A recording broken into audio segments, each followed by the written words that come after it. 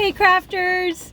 It is high time we did a little bit of thrifting here in this new year, and I'm definitely planning on heading into my local Vinnie's and possibly stopping a few other places to see if I can find a few, I don't know, thrifted treasures, maybe a few new projects to work on, maybe some thrift flips, upcycles, all those sorts of good things.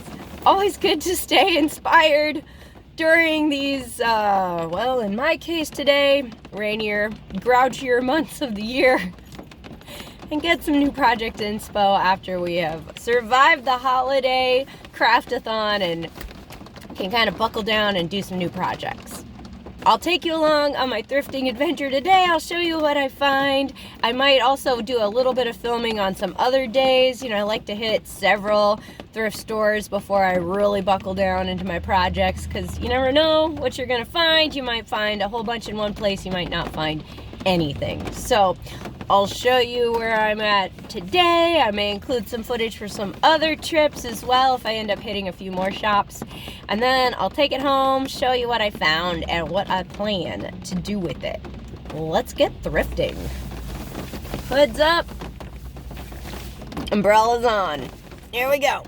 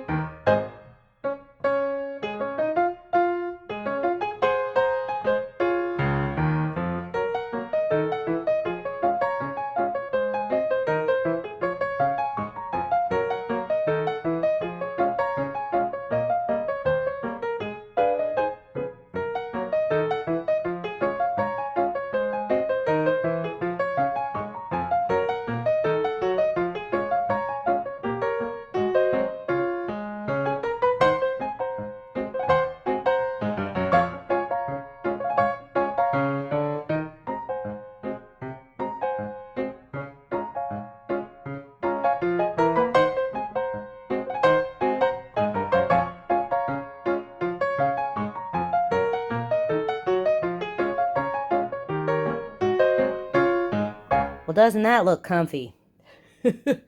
This oversized kind of pullover top was one of the only things I found actually at the first thrift store.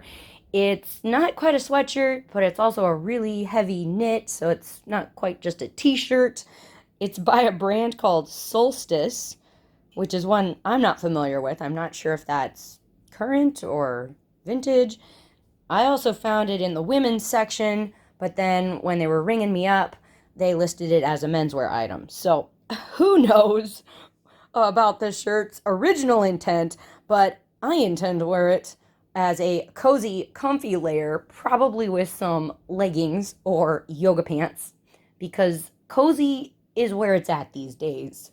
And this time of year, I definitely tend towards some of the darker colors, more grays, blacks, darker browns, those kind of tones. So this is right up my alley, I feel like, for the comfy, cozy time of year. However, it does need a little work. Not sure if you can tell. Can you see the fuzzballs? Oops, sorry. Let's take a look at this fuzzy situation up close. Well, can you see some of those fuzzballs? Definitely a little easier to see in the light. And definitely a little more on the back. Yeah. I don't always purchase items that have a lot of pilling, but in the case of sweaters and, some heavier knits, sometimes you can work with it. I'm going to be bringing out my sweater depiller. I call it a sweater muncher, but that's not the official word. It's got a little blade inside there. You bring it over the garment, and supposedly those little fuzz balls kind of get trimmed off by the blade, and then the fuzz goes in here and you take it out. My grandma gave me this. Thanks, Emma. Appreciate it. And it's a great fix for garments you've worn and loved a lot, and also things coming from the thrift store, because you can take something that looks a little worn and turn it around a bit. So I'm going to get in the zone here, and this is going to take a little while. I'm just going to chill out, do a little bit of sweater munching, depilling, and I'll show you what it looks like when I'm done, and hopefully it'll be a little bit more ready to wear.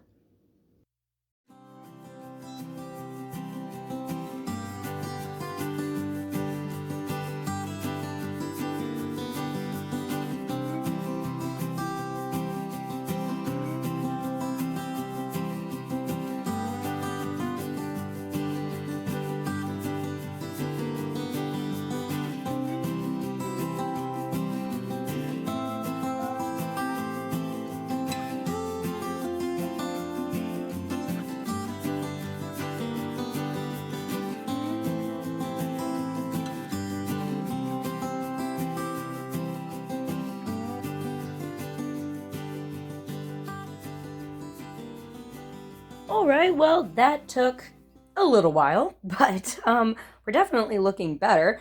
This is the back of the sweatshirt, which had the worst pills, and definitely seeing less of them. I will say, I think I may need to replace my sweater muncher, because it's getting a little bit dull with all the use I've given it. So something a little newer, maybe a little bit more efficient than what I used, but I think this is definitely looking better and a lot more ready to wear. I will say we got off quite a bit of fuzz in that depilling mission, so we're definitely on the right track with this guy, and I look forward to wearing him. I think this will be very, very cozy. Okay, let's look at our next project. I found this sweater dress on another thrifting trip, and I was pretty excited because I had been eyeballing some sweater dresses online with kind of this cardigan style, and the one I wanted sold out. So then I found this one at a thrift store, which is awesome. I'm not totally sure if this is newish or vintage-ish. The brand is called Outlander Studio, which seems interesting. And to me, it looks like it could possibly be maybe from the 90s, early 2000s. I don't know. If you guys know anything about that brand, let me know.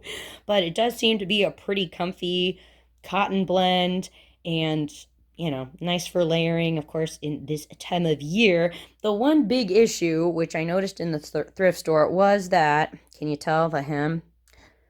The hem is a little wonky.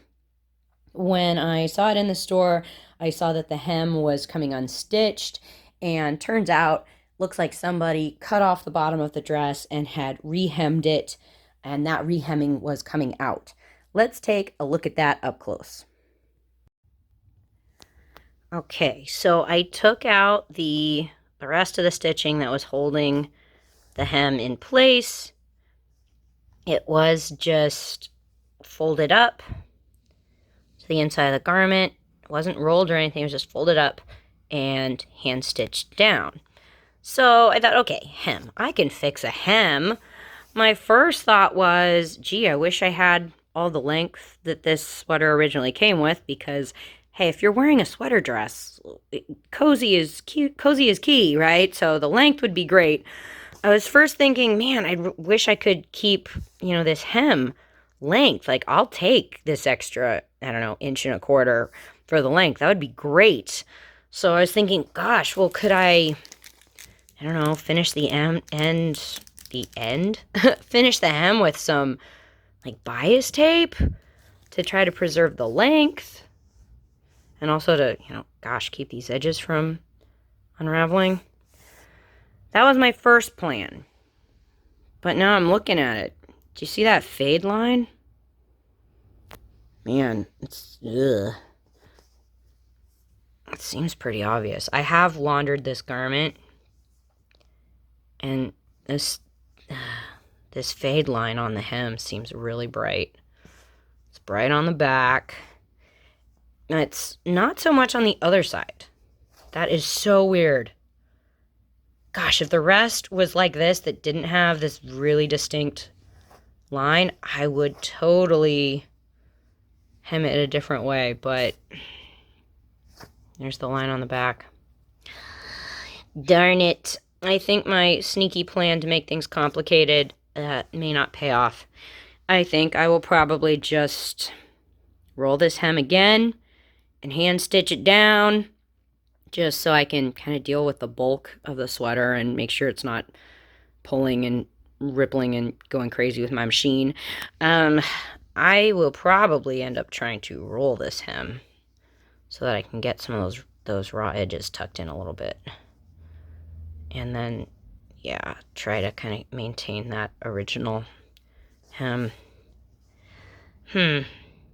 We'll see. I mean, it is the bottom of the dress, so people probably aren't going to be looking at it too much. But anyway, all right, well, let's do a bit of pinning and a bit of hemming.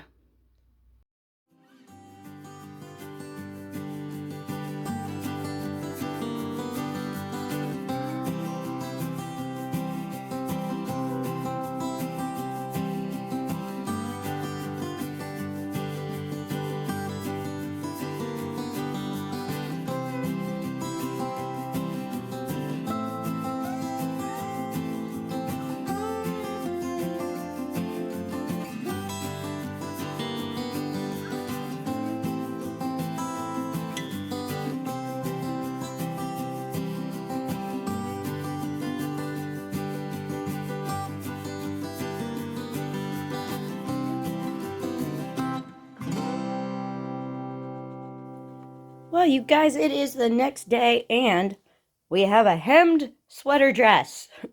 I will say it's not perfectly even. Might need to give it a good press. Tried to make it as straight as I could, while still kind of working with that fade line. I think it's close enough for a thrift flip. I'm excited that I can wear this one right away. It's nice when a thrift flip works out and you can actually wear the garment. And I'm excited that I didn't leave it just sitting in my craft stash until I couldn't wear it anymore, seasonally speaking. So I will show you this guy in action when I put an outfit together. I actually thrifted this sweater a while ago, and I just found it in my craft stash and knew it was time to do something fabulous with it. When I got this sweater, I saw that it was cashmere. Amazing. I also saw that it had been shrunk. Have you guys ever done that? I've definitely done that. It's so sad. You've got this beautiful sweater, and then it's shrunk. But don't worry. We can use this for lots of stuff, you guys. Actually, felted wool is so nice to work with because a lot of the fibers have really meshed together. It's much more like a felt material. Oftentimes you can cut it and the edges won't fray a lot like they would in a real sweater. They would just come unraveled. But since these are now kind of meshed together, the fibers don't ravel very much. Oh my gosh, it's great for crafts. Of course, it feels amazing. I think I want to do a project I've done in the past, which is use some of this fabric and make a hat with it. Maybe make a couple hats. We'll see. It feels so nice. I love the color. I think it'll be really fun to work with. I will probably be keeping the design pretty simple for the hat. I want to look through some my pattern ideas. Could be a beanie. Could be kind of a beret. Ear warmers would be nice. Ooh. Okay.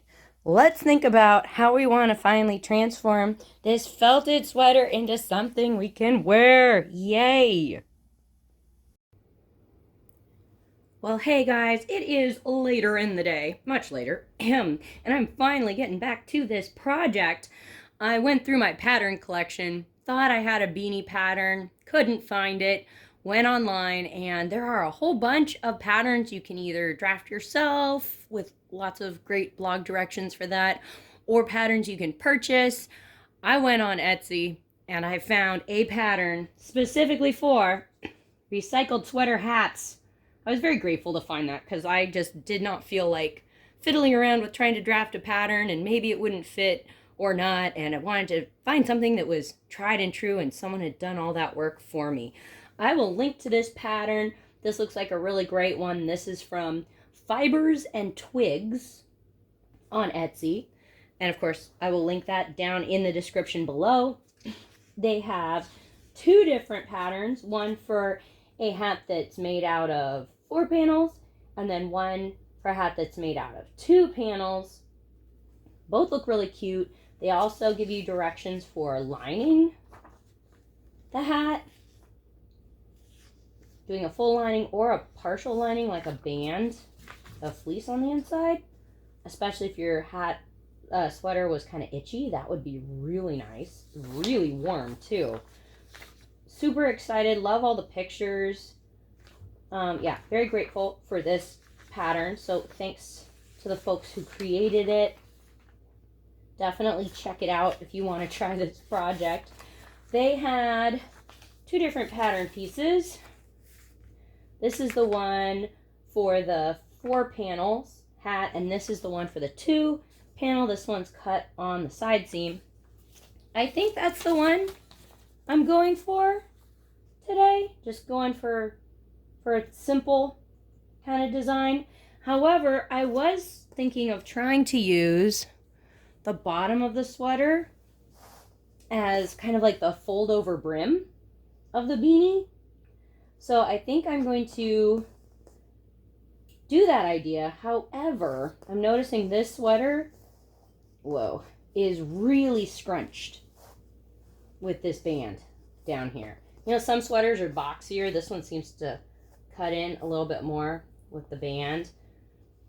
So if I tried cutting out the pattern along the folds, I could do that, but then I'm like really wonky with my lining up with the ribbing down here, because the ribbing cinches in so much. So I'm kind of thinking of cutting out just the hat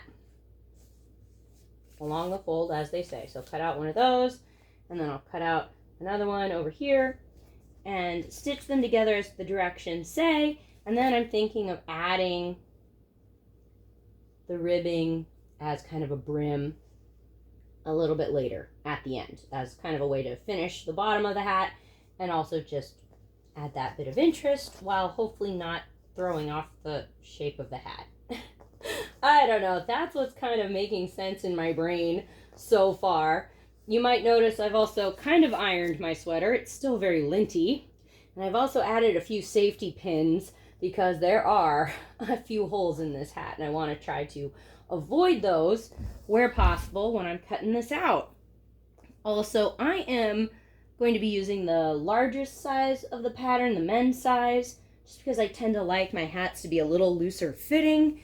I don't know. We'll see if I end up liking that or not. Yeah, I think it's time to just kind of pin this, cut it out, and do a little pinning and sewing I will probably do a little more of the sewing tomorrow and just get at least the cutting out part done. Let's see. I'm working on view 2. Simply cut out 2 lining pieces. Okay, so they're making that lining. Cool.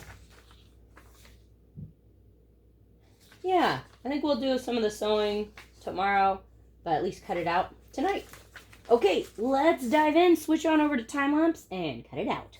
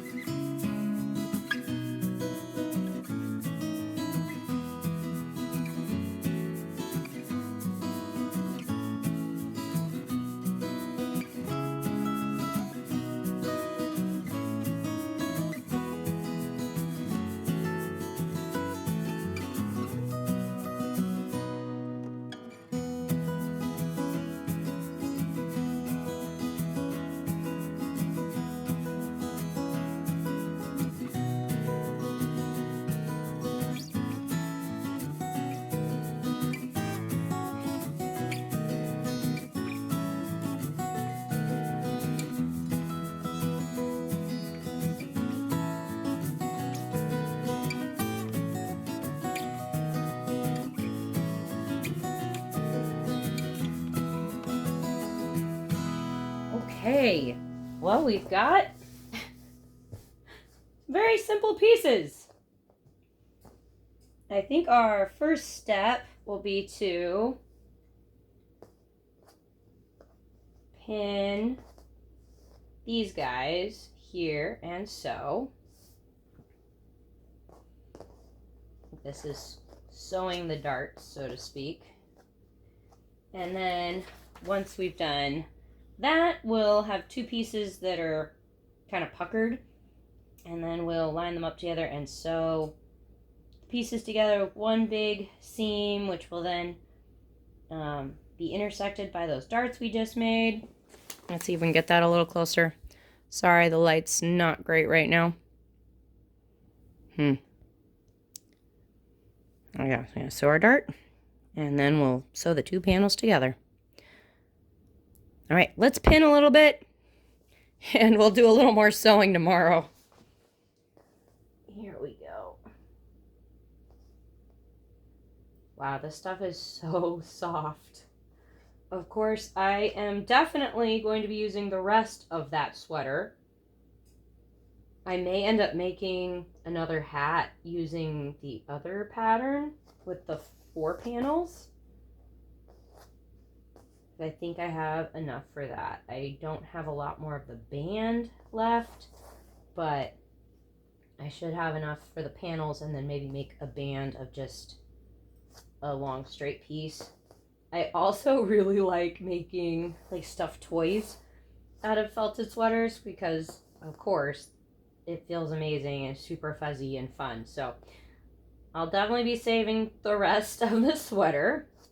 I'm also going to be stitching these with a zigzag stitch on my machine, so I've got to go find some matching thread and get my machine ready to go for that. And then we can go on to the next step. Well, good morning, guys. It is the new day, and did anybody catch my goof last night? Yeah, I had to cut out an extra piece because I made one backwards. I cut out this one with the folds on this side, but I had flipped the piece over. didn't need to do that.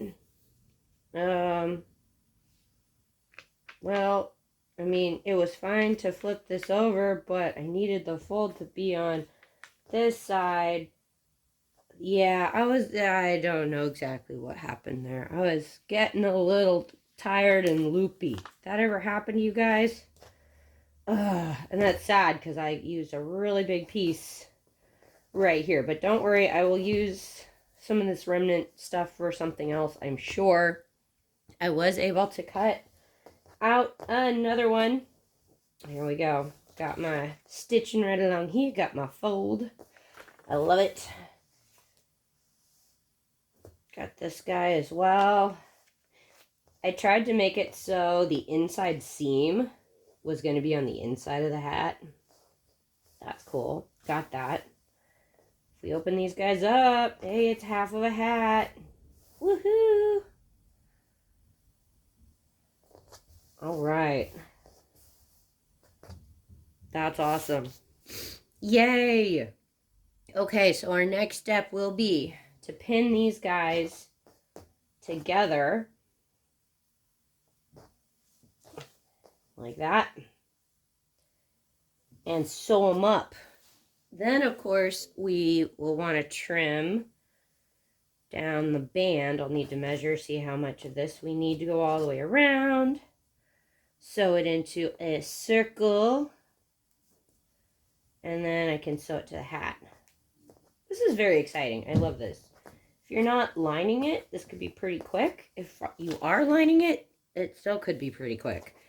And I'm grateful that there's also this other pattern option, because it's easier to cut out 4 pieces of this than it is to get 2 pieces of this if you if you don't have a whole lot of sweater fabric. So I definitely want to try this, I think, with maybe a remnant of the hat. We'll see. Anyway, exciting. Let's switch to time lapse, do a little pinning, we got to do a little sewing, and let's get a hat going. Oh, and just a note, guys, they do suggest trimming the seam allowance a little bit, and they gave about a 1/2 inch seam allowance, so I think I'm just trimming off a little bit of that.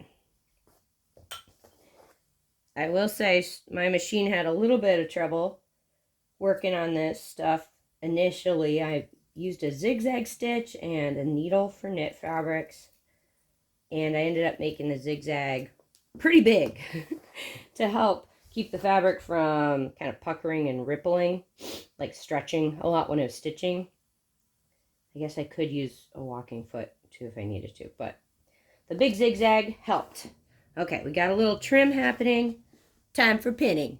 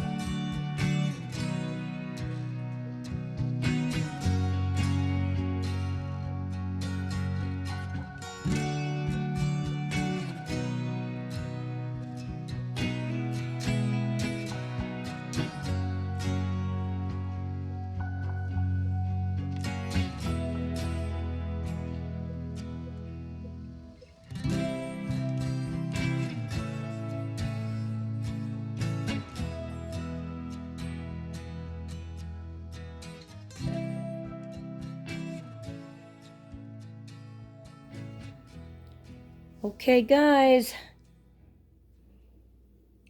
I stitched all around. We got a hat with a brim. Okay. Whoop. Flurp. I might need to press that. I may also need to do some little stitches if I really want to keep that brim from going anywhere. I may need to do some little like tacking stitches to keep that in place. Because that's a little bulky, but I like using this. I like this ribbed part as an accent. That's great. I will say I'm glad I used the largest size for the pattern. I used the men's one. Technically, I was like right at the highest measurement for women's, but I know I have a big head and I don't like my hats to be too tight, so I'm glad I sized up. It's a little bit tall in the top, but it's definitely fine in the width, so it might be a good thought to size up initially. I guess you could always cut it down and sew in a little bit. If you made it and found out it was a little too big, you could always sew it in a little bit. Anyway, pretty chuffed about this. I'm gonna go try it on. We'll see if I end up doing some little tacking stitches or not.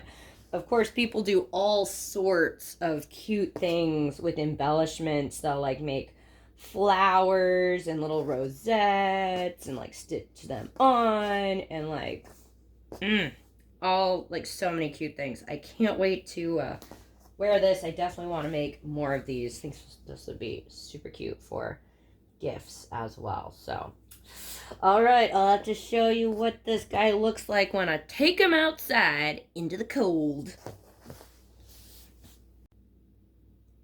And of course, you guys, if you get behind the idea of taking some old stuff and maybe turning it into new stuff or newer appearing stuff, thrift flipping a few things for your closet, definitely give this video a big thumbs up.